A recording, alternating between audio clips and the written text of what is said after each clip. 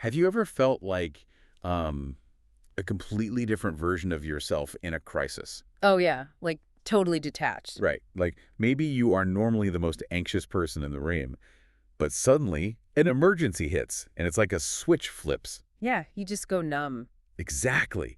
You become this cold, calculating stranger who just handles it. Hmm. And then, later on you look back and think, who was that? It's a scary feeling. It really is. Oh, But I want you, the listener, to really hold on to that feeling because we are getting to the absolute bottom of it today. we really are. We are looking at this massive stack of character psychology guides and research dossiers. And they are all centered around this fascinating universe called San Vitae, the Awakening. Which is just incredibly rich material. Oh, it's wild. Hmm. But our mission here in this deep dive isn't just to recap a narrative. We are actually using these characters as flesh and blood case studies. Right, to unpack the real science. Yeah, the actual neurobiology of trauma Right. and memory distortion and identity fragmentation. Because the San Vitae dossiers, they give us this really extreme environment to basically stress test human psychology. Right. Like we're going to examine the mechanics behind why your brain sometimes absolutely has to lie to you just to keep you safe. Which sounds counterintuitive, right? It does. But we will look at how the mind deliberately shatters itself to survive an overwhelming threat. And the biological reality of how it manages to piece itself back together afterward. Okay, so let's unpack this. We all kind of know the basics of brain anatomy, right? Sure. Like the amygdala acts as the fire alarm, the prefrontal cortex is the rational decision maker. Right, the adult in the room. Yeah, exactly. Okay. And the hippocampus logs the memories. But the dossier shows that under the chronic, extreme stress we see in the San Vitae universe, we aren't just looking at a normal fight-or-flight response. No, not at all. We are looking at a complete architectural hijacking of the brain. The research highlights this specific neurological triad that happens when the system is just under siege. Yeah, the chemical flood during that kind of extreme trauma actively dismantles normal brain function. That's what we are seeing. It breaks it down. Basically, yeah. The amygdala goes into such severe hyperactivation that it floods the brain with cortisol and adrenaline. Just a massive dump of stress hormones. Right. And those chemicals, they physically bind to receptors in the prefrontal cortex and the hippocampus. They essentially just short-circuit them. Wow. Because your brain realizes that complex rational thought just takes too many milliseconds. So it's a speed issue. Yeah. I mean, if you are being hunted or you are in a literal life or death scenario, taking time to ponder your options will literally get you killed. Right. Should I run left or right? Exactly. So it reroutes all the power away from the prefrontal cortex. It's like a city under a massive blackout. Oh, I like that. Like the prefrontal cortex is City Hall, right? Where all the planning and administration happens. The paperwork. Yeah. And suddenly someone pulls the main breaker, City Hall goes completely dark. Meanwhile, the amygdala, which is like the emergency sirens out on the streets, are blaring so loud that no one can communicate. Total chaos. Yeah, and all normal city functions just grind to a halt.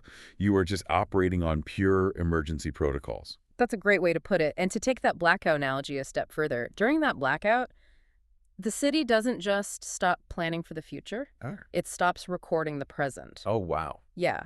The hippocampus, which is your city's historical archive, is severely impaired by that same chemical flood. So the filing clerks just drop the paperwork and run. They absolutely do. And this is exactly what drives the character Kurien in our source material. Right, his whole arc. Yeah, because he constantly shifts between moments of clarity, profound confusion, and then this raw, feral instinct. Which is fascinating. And in a narrative, it is so tempting to view that as a character flaw or like a moral failing. Like he's just unstable. Right. But biologically, it is a highly evolved, brutally efficient survival mechanism. Because City Hall is dark. Exactly.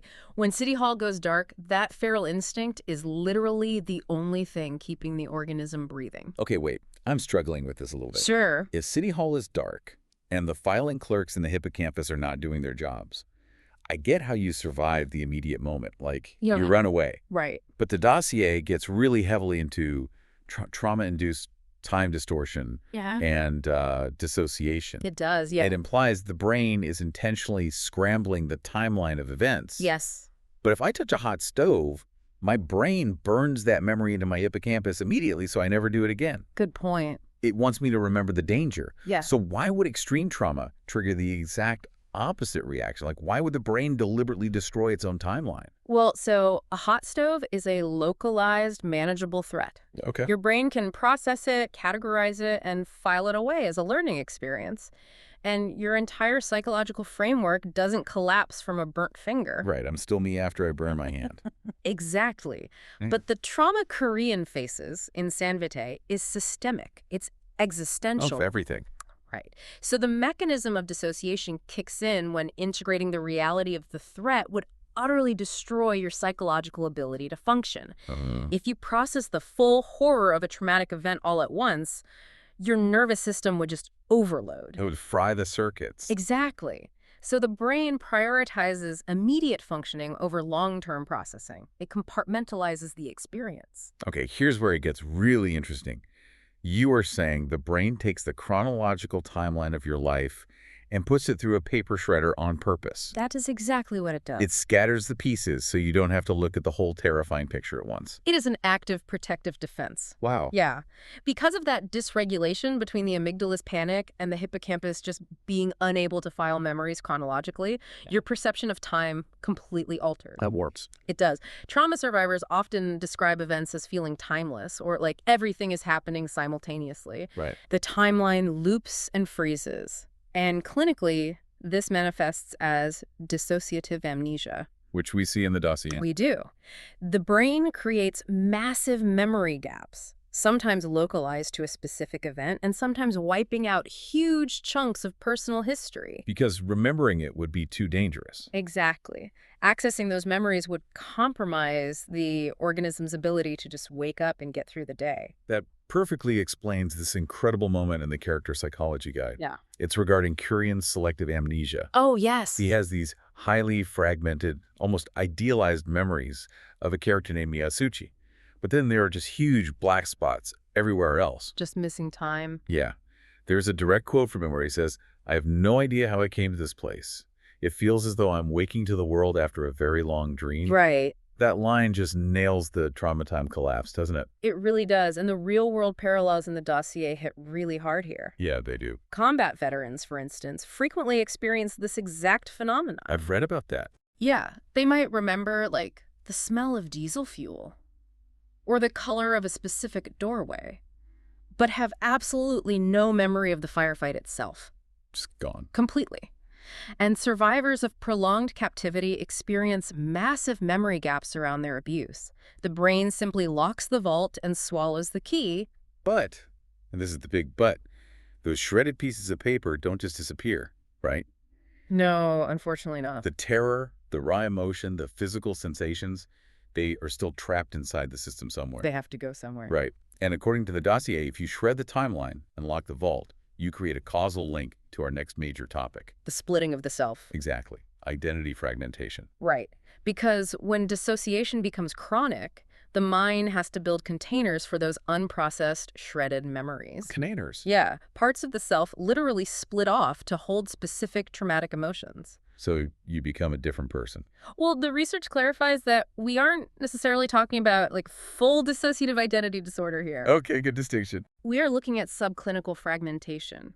People with complex PTSD or severe abuse histories often develop highly compartmentalized personality states to manage different types of threats. And Kurien is the ultimate case study for this. He really is. The guide shows how his identity fractures to handle different types of burdens. Like, on one side, he develops a protector archetype. Yes. It is this guardian persona with extreme martyr tendencies and a hyper-responsibility for everyone around him. Right. He takes on all the weight. Yeah, it is the part of his psyche designed to absorb duty and punishment. But on the exact opposite side is what the Vitae lore calls his demon aspect. Which is fascinating because the demon aspect represents all of his repressed rage. Yeah. And this survival-driven amorality. It's ruthless. Completely. It is the pure, unfiltered instinct to survive at any cost, completely devoid of the protector's ethics. Wow. Yeah. And in Jungian psychology, this is the shadow, the dark, completely unacknowledged parts of the unconscious mind that contain our most primitive, aggressive impulses. Let's go back to the Blackout City analogy for a second. Okay. Honestly, it sounds more like a submarine taking on water. Oh, I see where you're going. Like To stop the whole ship from sinking, the automatic doors slam shut, sealing off the flooded compartments. Right. That is the dissociation. It saves the ship. But because those doors are welded shut for years, whatever is trapped in those dark, flooded compartments starts mutating Yes. and evolving into its own monster. That is exactly it. And to build on your submarine analogy, the problem isn't just that the compartments are flooded. Okay? It is that the immense water pressure inside those sealed rooms is constantly testing the bulkheads. Pushing against the doors. Right, threatening to crush the rest of the hull. The psychological energy required to keep the shadow repressed is just exhausting. I can't imagine. And the dossiers introduce a brilliant philosophical lens to examine this exact dynamic. The historical debate of dualism versus monism. Right, the mind-body problem. The idea of whether the mind and the physical body are two separate entities or just one unified system. Right. And applied to Kurien's demon, it asks a staggering question. Is this monster an actual external supernatural force acting upon him? Like a literal demon. Right, which would be dualism. Yeah. Or are we looking at monism, meaning this demon is entirely generated from within? It's just him. Exactly. Is it just a severely traumatized, unintegrated part of his own fractured psyche demanding to be let out of the submarine compartment? And the dossier strongly implies the latter. Right. It really does.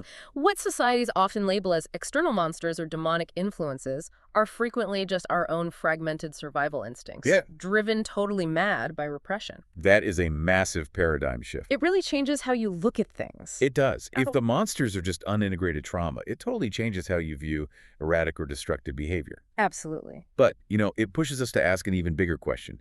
We have been analyzing how acute trauma fractures an identity over a single human lifespan. Right, like 40 or 50 years. Yeah.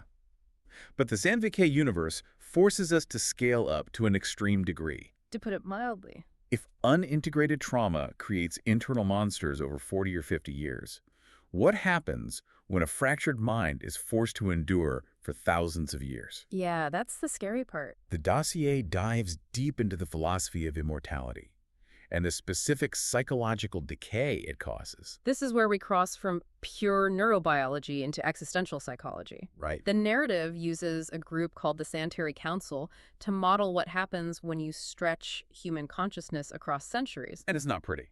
No, because human neurology was simply not designed to process endless centuries of data and conflict and loss. Just too much input. Way too much.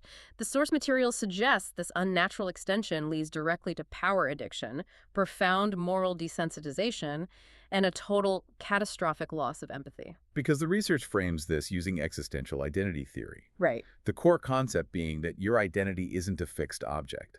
It isn't a statue you carve once and just leave alone. No, it's constantly changing. Yeah, it is constructed moment to moment through your ongoing experiences. So if your experiences stretch on forever, your identity is under constant, agonizing reconstruction. And the phenomenology of memory is critical here. How so? Well, we touched on how the hippocampus fails during acute trauma. But even under normal, everyday circumstances, human memory is not a video recording sitting on a hard drive. It's not objective. Not at all. It is a highly active, highly fluid reconstruction.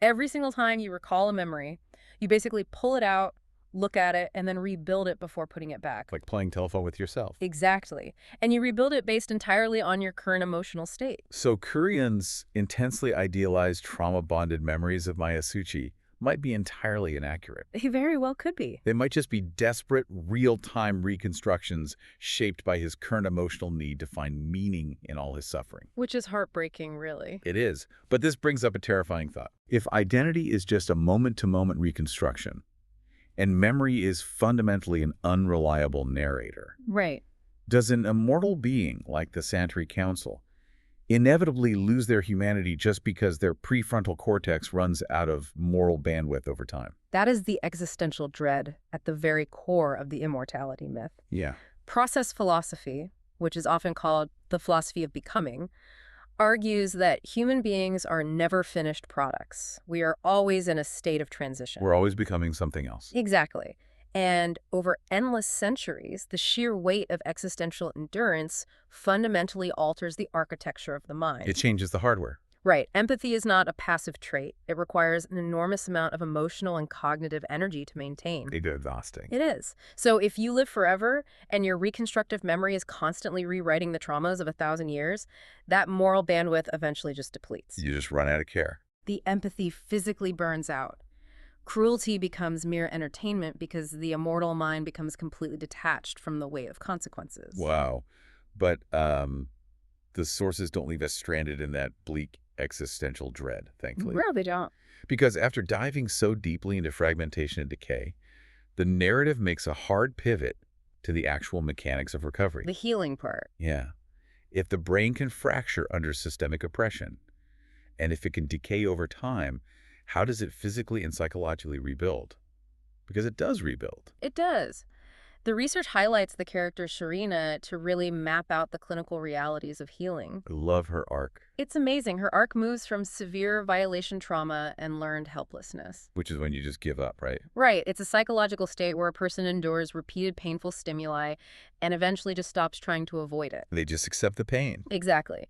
But she moves from that toward a profound restoration of agency. Yes. And she doesn't just decide to feel better. She goes through a physiological recalibration. The dossier emphasizes the concept of somatic memory here. Yes. Which is this idea that the physical body literally traps and holds on to fear responses. It does. Like the trauma isn't just floating around in your thoughts. It is stored in the nervous system, in the muscle fascia, literally in the way you breathe. And we see this mechanism governed by the vagus nerve. Right. During trauma, the dorsal branch of the vagus nerve can essentially shut the body down, plunging it into a freeze response. Like playing dead. Yeah. And long after the threat is gone, the body keeps producing cortisol, and the muscles remain chronically tense, bracing for a blow that already landed years ago. You're just stuck in that moment. Exactly. You cannot just talk your way out of trauma using logic if your nervous system is biologically trapped in the moment of terror. Because the body still thinks it's happening. Right.